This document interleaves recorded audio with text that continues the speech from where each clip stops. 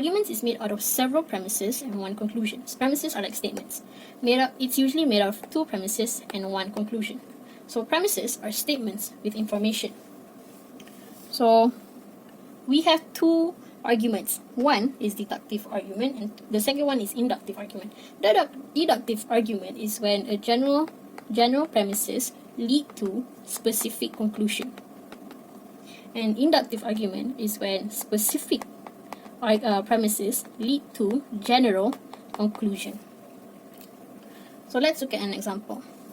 All Sudoku competition representatives are members of the mathematical club. Jamal is a Sudoku competition representative. Thus, Jamal is a member of the mathematics club. This one is general. This one is specific. So general to specific is deductive. Okay, let's look at the second one. The sum of the digit in 1, 8, 2, 7, and 3, 6 is divisible by 9. Thus, the sum of the digits in multiples of 9 is divisible by 9. I can't say the word. Okay, so this one is a specific premise or specific statement. But this one is a general statement. So specific to general, this one is an inductive argument. Now, let's determine validity and sound. This is for deductive argument. So if a deductive argument is valid if all premises and conclusion are true. Now, there are three forms. The first one is all A are B. C is A, C is B. This is the first form. So if the first premise is all A or B, and then the second premise is C is A, then the conclusion is C is B. So let's look at the second form. Second form is if P, then Q. Then our second premise, if P is true, then our conclusion will be Q is true. The third form is the first premise is if P, then Q, but the second premise is not Q is true. So if it is given a negated statement, then your conclusion will be not P is true. It's a bit confusing, but let's look at some examples. So validity of argument is based on form, not the truth of the premises and conclusion. So it's valid if it follows the structure, these structures. But the truth is sound. So let's look at some examples so that we can understand better. So valid and sound is when it complies with the form, any three forms with the form, and all statements, all premises, and conclusion are true. All of them are true. But if it's valid and not sound, valid, it complies with the form, but it's not sound because premise and conclusion is false. Not valid but sound. Not valid, it does not comply with form. But it's sound when the premises and conclusion are all true. Not valid, not sound. Then it does not comply the form. And premises and conclusion are false. So easy enough to understand, right? Let's look at this example. Premise 1. All multiples of 5 are multiples of 10. 35 is a multiple of 5. 35 is a multiple of 10. This one, all multiples of 5. This is a false statement. 35 is a multiple of 10. This is a true statement. 35 is a multiple of 10. This is a false statement. But this form is all A are B. C is A. C is A. C is B. C is B. This one is valid but not sound because it complies with the form, but premise 1 and conclusion are false. Okay? Understand? It's easy, okay? So how to form deductive argument? There's three forms to remember just now. All A or B. If P then Q. If P then Q. Not Q is true, not P is true. So if to answer any questions, the hints are already in the question. You just have to remember what form it is, okay? All A or B, C is A, C is B. If P, then Q, P is true, Q is true. Then the third one, if P, then Q, not Q is true, not P is true. Okay, so here, all isosceles triangles have one axis of symmetry. Triangle ABC is an isosceles triangle, so this one, we cut this. So the only one left is this one and this one.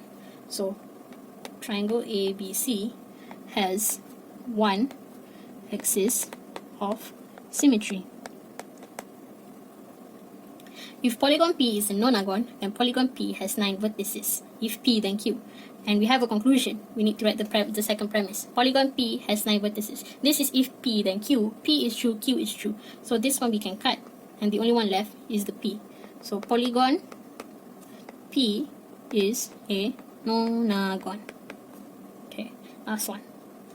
We don't know the premise. Premise 1 is not there. But we have premise 2 and conclusion. X does not equal 8. Does not. So not Q. 3x minus 8 does not equal 16. Not P is true. So if P, then Q. 3x, sorry, we have to write, if 3x minus 8 equals to 16, then x equals to 8. This one, if P, then Q. Then your second premise is not Q, and then your conclusion is not P. So your premise is not a negated statement. Okay? Alright, let's look at determine strength and cogent. This one is for inductive argument. Just now, we learned about validity and sound. That was for deductive argument. This one is strength and cogent for inductive argument. So, if you have a true conclusion, okay, look, your conclusion can be strong, but it can either be cogent or not cogent. So, if it's cogent, then that means all premises are true. It's not cogent if premises are false. Okay, we'll look at an example later so that we can understand. We can also have a false conclusion that is weak. Okay, so weak, it is automatically not cogent. Okay, so let's look here. Premise 1, 2 times 5 equals 10. Premise 2, 4 times 5 equals 20. Premise 3, 6 times 5 equals to 30. The product of multiples 2 and 5 end with digit 0. This one is a true statement, true statement, true statement. So this, and the conclusion is also true. The conclusion is a true conclusion. So this one is strong and cogent.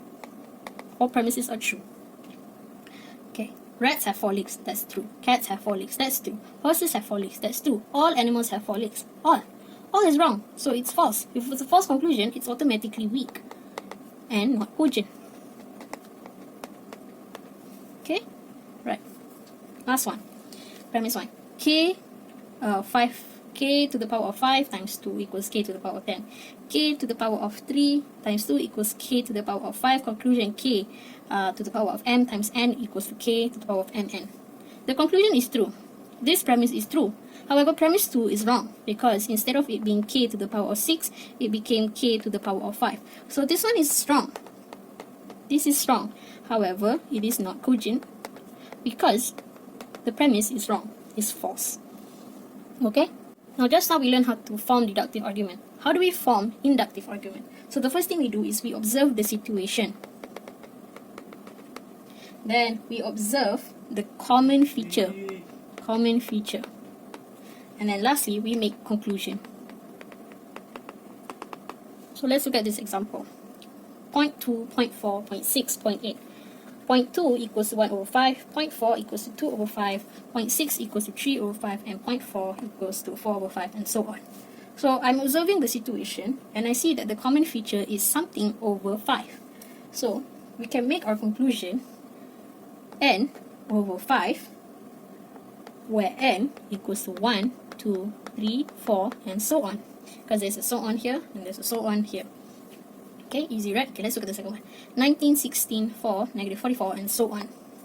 So 19 equals to 20 minus 4 to the power of 0, 16 equals 20 minus 4 to the power of 1, 4 equals 20 minus 4 to the power of 2, negative 44 equals 20 minus 4 to the power of 3, and so on.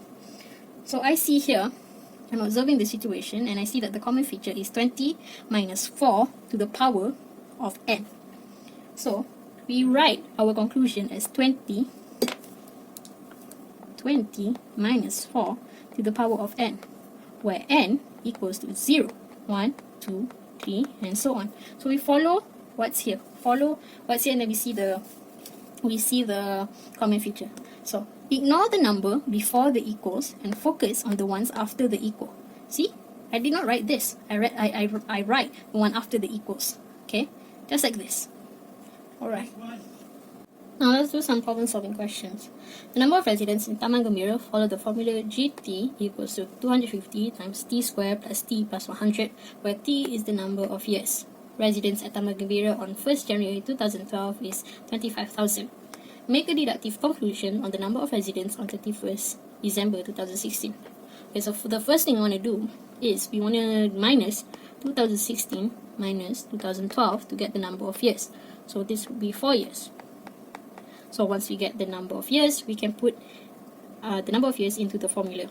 So G4 equals to 250 times 4 squared plus 4 plus 100. And our answer would be 30,000. So the deductive conclusion is the number of residents at Taman Gembira on 31st December 2016 is 30,000. That is your conclusion. Alright, let's look at the second question. Which year would it be if the amount of residents are 77,500? So this number, we can put it into the formula to find the year. So 77,500 equals to 250 times t squared plus t plus 100. So t is the year, so we want to find t. So 250 divided by 77,500 divided with 250, and we will get 310, which equals to t squared plus t plus 100. 100, we bring it to the other side, becomes minus, and we will get 210 equals to t squared plus t. And if we bring 210 to the other side, it will be a quadratic equation. So 0 equals to t squared plus t minus 110. So quadratic equation, and we want to find t. So t equals to 14 and t equals to negative 15. So any time or year or month cannot equal to negative, so we cannot take this answer. So the only answer left is 14. So the question is, which year would it be? So it would be the 14th year. So our deductive conclusion would be the 14th year is when the residents are 77,500. This is your deductive conclusion. So that's how you answer a deductive conclusion question. So the second one is an inductive conclusion. So we see here 5, 12, 21, 32. So if we see from here, we can see that 4 times with something plus something. The numbers are different, so that's why I say something. But if we see clearly, these numbers are square or power of these numbers. So this is 2 square equals to 4. This is 3 square equals to 9. 16 is 4 square equals to 16, and so on. So our inductive conclusion is that 4 times with n plus n square, where n equals to 1, 2, 3, 4, and so on. See? Alright. That's how you answer an inductive conclusion question. Thanks for watching. Be sure to like and subscribe. Don't forget that we post every Monday, Wednesday, and Friday covering physics, maths, and biology. Bye!